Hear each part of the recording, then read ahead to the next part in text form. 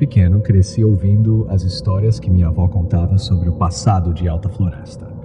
Entre tantas lendas e casos do interior de Rondônia, uma delas me marcou profundamente, o relato do Homem da Capa Preta. Segundo ela, durante os anos 1950, a cidade ainda era um pequeno vilarejo em crescimento, com poucas ruas de terra e uma população onde todos se conheciam pelo nome. Naquela época, a chegada da noite trazia um medo coletivo, pois era o momento em que ele aparecia.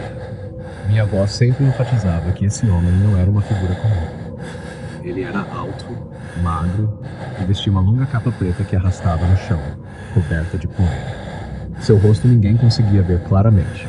Alguns diziam que ele usava um chapéu que escondia os olhos, enquanto outros acreditavam que era o capuz da capa que ocultava suas feições. O mistério em torno de sua identidade era reforçado pelo frio repentino que as pessoas sentiam ao vê-lo, mesmo nas noites quentes e abafadas do interior. O simples som de passos ecoando nas ruas desertas fazia os moradores trancarem portas e janelas, escondendo-se do que acreditavam ser um espírito maligno. Certa noite, um homem chamado Geraldo, conhecido por ser um dos poucos a não acreditar em histórias de assombração, decidiu desafiar o medo. Ele havia bebido um pouco além da conta na venda do Sr. Raimundo e, ao sair, resolveu andar pelas ruas desertas. O relógio marcava quase meia-noite e a lua cheia iluminava o caminho de terra batida. Enquanto caminhava, Geraldo ouviu passos atrás de si. A princípio, pensou que fosse apenas o som do vento, mas logo percebeu que os passos eram ritmados, firmes, e seguiam o mesmo ritmo que o dele. Geraldo se virou para encarar quem o seguia.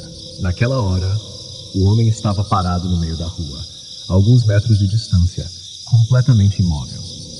Geraldo descreveu depois que não conseguiu ver o rosto da figura, mas sentiu o peso de um olhar penetrante. Ele tentou falar, mas nenhuma palavra saiu de sua boca. Suas pernas tremiam, e ele sentiu o corpo gelar como se estivesse em meio a uma nevasca.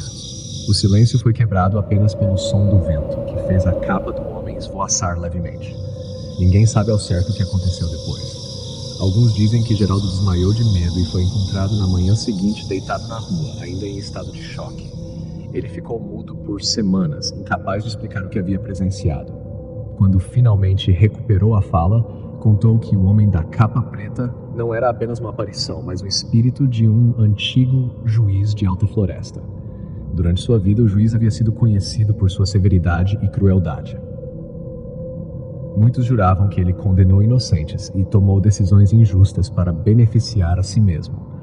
Diziam que sua morte foi repentina, e muitos acreditavam que ele havia partido com uma dívida de justiça não paga. Após esse encontro, a história de Geraldo se espalhou rapidamente. As pessoas comentavam o episódio com um misto de medo e curiosidade. Até mesmo os mais céticos começaram a evitar andar pelas ruas depois do pôr do sol. Os antigos moradores afirmavam que o juiz estava em busca de vingança, tentando fazer justiça de uma forma que não conseguiu em vida. Ele vagava pelas ruas de Alta Floresta, assombrando aqueles que cruzavam seu caminho, como se estivesse à procura de algo ou alguém que ainda o prendia a este mundo. Outros relatos começaram a surgir. Uma senhora chamada Dona Clara afirmou ter visto a figura do Homem da Capa Preta passando em frente à sua casa durante uma madrugada. Ela contou que, ao espiar pela janela, sentiu um calafrio intenso e viu o vulto parando por um instante, como se tivesse percebido sua presença. Ele ergueu a cabeça lentamente, e Dona Clara experimentou um medo tão avassalador que desmaiou ali mesmo, acordando apenas ao amanhecer. Desde então, ela nunca mais ousou espiar pela janela à noite. As crianças, especialmente, eram instruídas a não saírem de casa depois do anoitecer. Cresceu a crença de que, se encontrassem o Homem da Capa Preta, ele poderia levá-las para um julgamento eterno. A lenda se consolidou como parte do folclore local, e as histórias sobre a aparição tornaram-se cada vez mais frequentes, contadas em reuniões familiares, rodas de conversa e ao redor de fogueiras. Apesar das muitas versões, havia algo em comum. Aqueles que cruzavam o caminho do Homem da Capa Preta jamais esqueciam a experiência. Sua presença parecia carregar um aviso sômbrio, um lembrete de que, mesmo após a morte, ele ainda vagava pelas ruas de Alta Floresta em busca de uma justiça inacabada. O mistério sobre quem ele procurava e por que continuava a aparecer assombrava a mente dos moradores, que evitavam ao máximo estar nas ruas depois do escurecer. E você? Já ouviu falar de alguma história parecida ou conhece relatos de aparições como essa em sua cidade? Deixe seu relato nos comentários, quero muito saber. E se você está gostando dessa história, não se esqueça de deixar seu like e se inscrever no canal para mais lendas e mistérios do interior.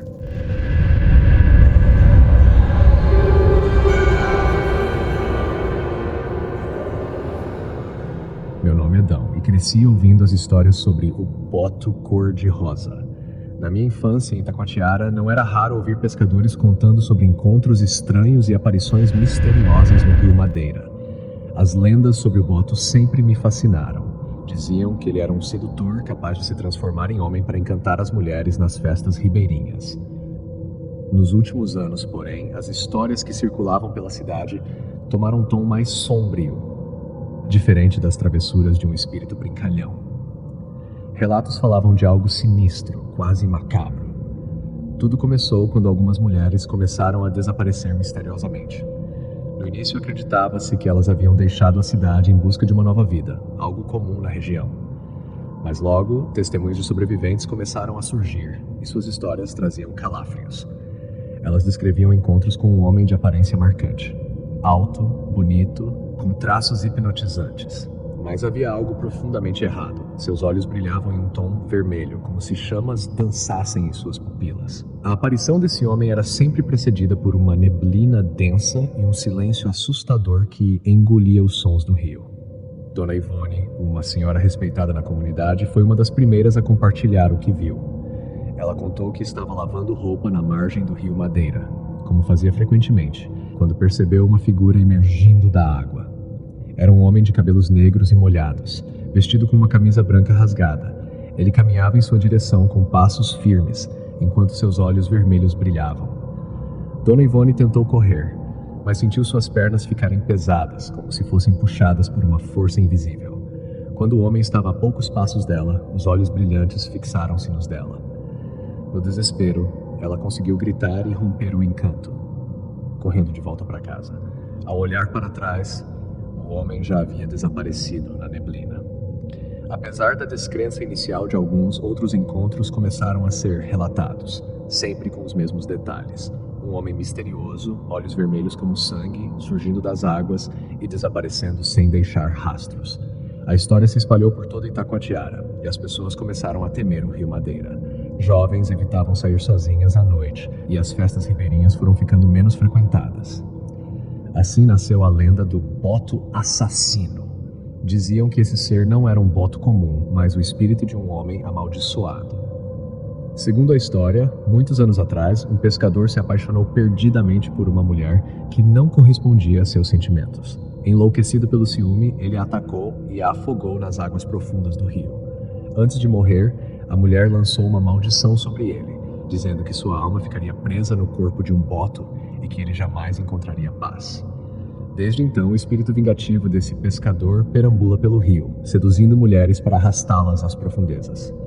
Seu Raimundo, um pescador experiente, foi uma das testemunhas mais respeitadas da lenda.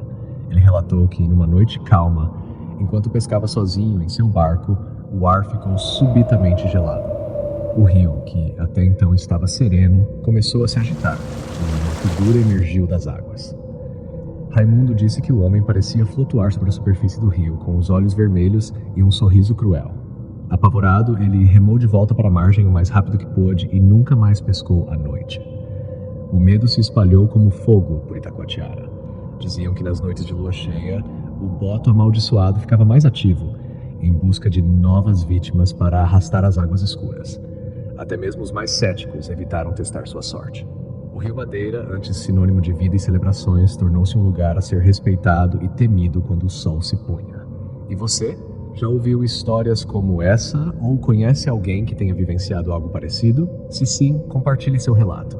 A curiosidade em torno dessas lendas é tão grande quanto o mistério que a cerca. Meu avô Joaquim hesitou por um momento, mas a curiosidade foi mais forte do que o medo. Ele continuou andando na direção da figura, tentando identificar se aquilo era mesmo uma pessoa ou apenas um reflexo da luz. À medida que se aproximava, o velho do chapéu de palha tornou-se mais nítido. Era um homem magro, de pele enrugada e queimada pelo sol. Suas roupas estavam gastas e sujas, como se tivessem sido esquecidas pelo tempo. O chapéu de palha escondia boa parte do rosto, mas não os olhos ou a ausência deles. Segundo meu avô, o velho parecia não ter olhos, apenas um vazio escuro onde deveriam estar. A uma distância segura, meu avô parou. Ele queria chamar pelo homem, mas sentiu sua voz sumir, como se algo estivesse impedindo de falar.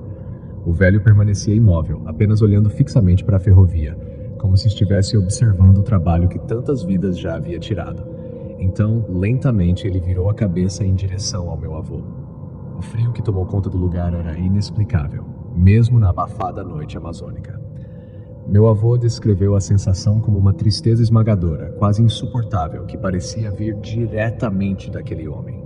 Não houve palavras, não houve gestos, apenas o silêncio pesado que dizia mais do que qualquer explicação poderia dar. Meu avô não sabia quanto tempo ficou ali, parado, preso naquele encontro estranho. Quando conseguiu se mexer, deu alguns passos para trás e, ao piscar, o velho do chapéu de palha desapareceu como se nunca tivesse estado ali. Joaquim voltou para o acampamento em silêncio, carregando o peso daquela experiência. Ele não conseguiu dormir naquela noite, mas também não contou a ninguém o que havia visto até semanas depois. Ao compartilhar sua história, outros trabalhadores confirmaram ter visto o velho em ocasiões semelhantes. Todos diziam a mesma coisa. Ele não fazia mal algum, mas sua presença trazia uma tristeza profunda, como se carregasse as dores de todos que haviam sofrido ali antes dele. Alguns acreditavam que ele era uma espécie de guardião, preso à ferrovia que simbolizava tanto o progresso quanto a exploração e o sofrimento. A história do velho do chapéu de palha se espalhou pelos acampamentos da construção da estrada de ferro Madeira-Mamoré. Diziam que ele aparecia para lembrar os trabalhadores do preço humano que aquele projeto custava. Depois de algumas gerações, a lenda foi se misturando ao folclore local, mas meu avô sempre dizia que aquilo não era apenas uma história. Ele viu com seus próprios olhos e sentiu no coração a dor que o velho transmitia. Se você já ouviu falar do velho do chapéu de palha ou de outras histórias ligadas à estrada de ferro Madeira-Mamoré, deixe seu relato nos comentários. O passado pode estar mais presente do que imaginamos, especialmente em lugares que carregam tanta história e sofrimento. As histórias de encontros misteriosos, como o do barqueiro da Ilha do Amor, continuam a intrigar e assombrar aqueles que se aventuram pelas margens do rio Madeira. A experiência de Daniel não é única. Relatos semelhantes surgem de tempos em tempos, sempre envolvendo figuras enigmáticas que parecem habitar os espaços entre o real e o sobrenatural. O barqueiro, segundo lendas locais, não é apenas um espírito perdido. Alguns acreditam que ele é uma entidade guardiã, uma espécie de guia para almas que estão à beira do desconhecido. Outros o veem como um presságio de morte ou desgraça, uma figura que aparece para aqueles que estão vulneráveis, seja por estarem perdidos, bêbados ou emocionalmente abalados. Há quem diga que ele é uma manifestação de algo mais antigo, um espírito do rio que carrega em si a memória de todos os que pereceram nas águas escuras da Amazônia. Os mais velhos contam que, se você encontrar o barqueiro, nunca deve aceitar sua carona. Dizem que ele leva as pessoas para o outro lado, um lugar do qual nunca retornam. Alguns acreditam que, ao levar alguém, ele está apenas cumprindo um ciclo, guiando almas para o descanso eterno ou para um destino sombrio, dependendo das circunstâncias de sua morte. Daniel teve sorte em conseguir escapar, mas o mistério permanece.